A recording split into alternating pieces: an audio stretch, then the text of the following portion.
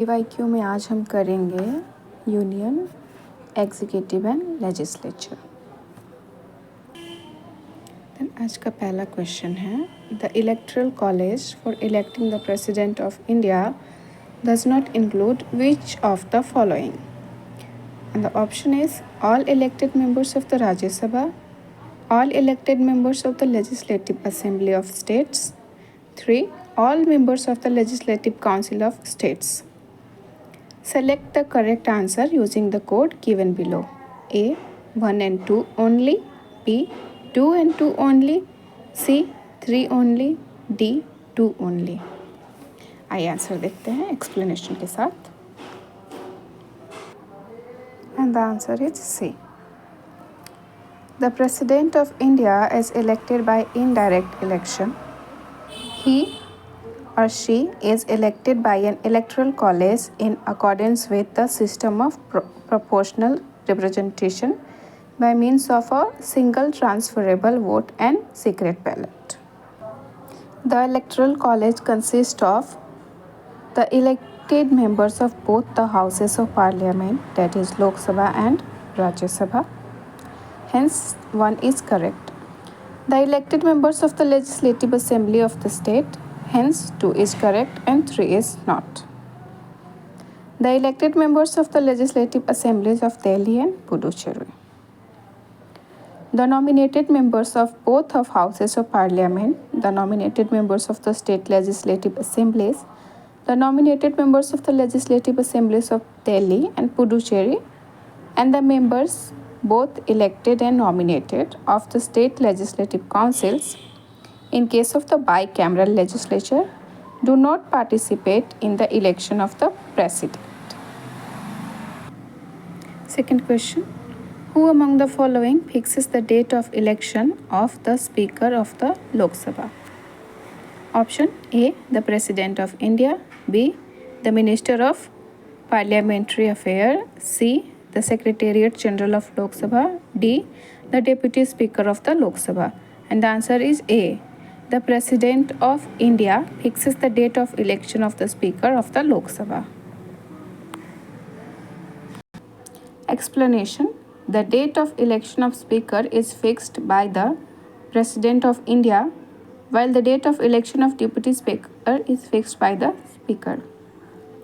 The Speaker is elected from among the Lok Sabha members by a simple majority of members present and voting in the House.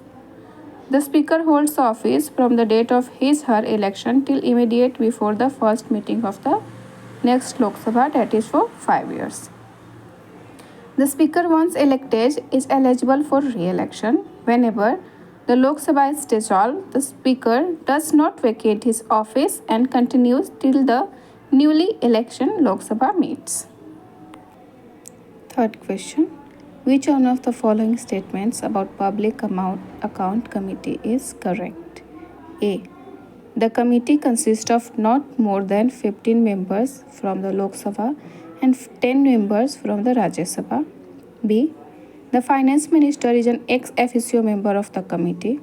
C, a member of the committee is given a term for 1 year. D, the term of the office of the members of the committee from the Rajya Sabha is extended even when they retire from the Rajya Sabha.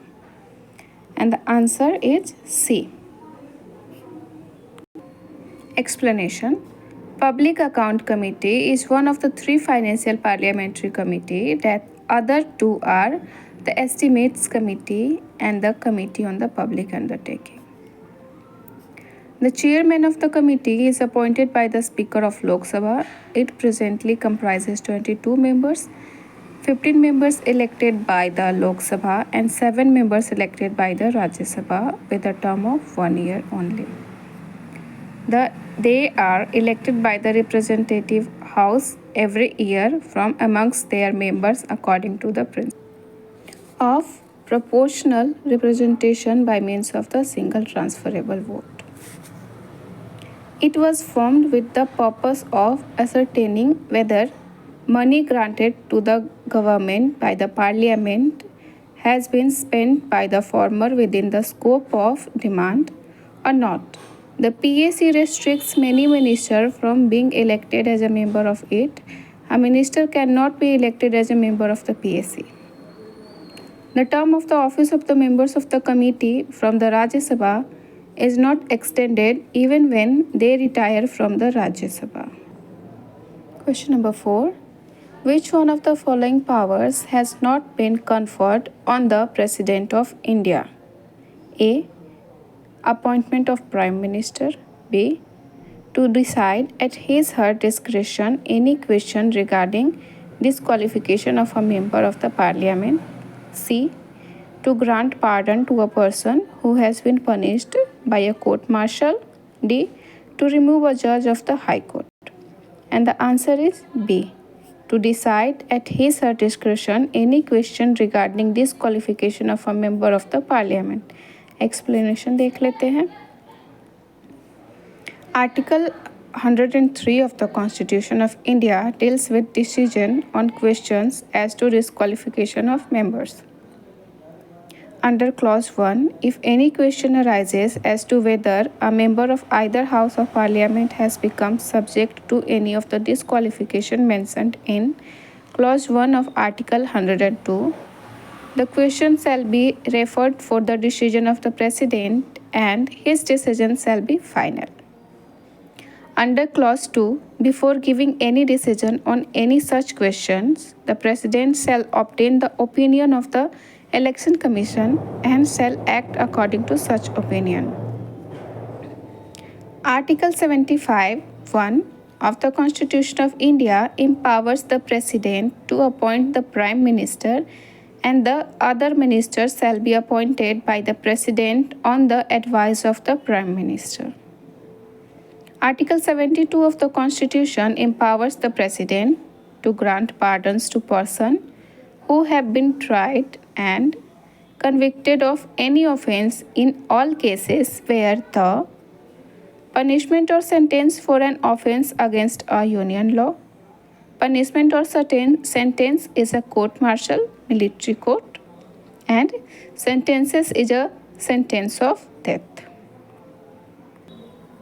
According to Article 217(b), a judge of a high court may be removed from his office by the President in the manner provided in Clause 4 of Article 124 for the removal of a judge of the Supreme Court. Question number 5. Who among the following speaks for Lok Sabha formally disassociated from the political party after his election as the Speaker? A. G.V. Mavalankar. B. Sardar Hukum Singh. C. Neelam Sanjeeva Reddy. D. P.S. Sangma. And the answer is C. Explanation देख लेते हैं. In India, parliamentary history, Dr. Neelam Sanjeeva Reddy is the only speaker since independence who, after assuming the power of speaker, formally resigned from his political party. He also had the distinction of being the only speaker who was later unanimously elected as the President of India. Ganesh Vasudev Mavalankar was elected to preside over the Central Legislative Assembly in 1946.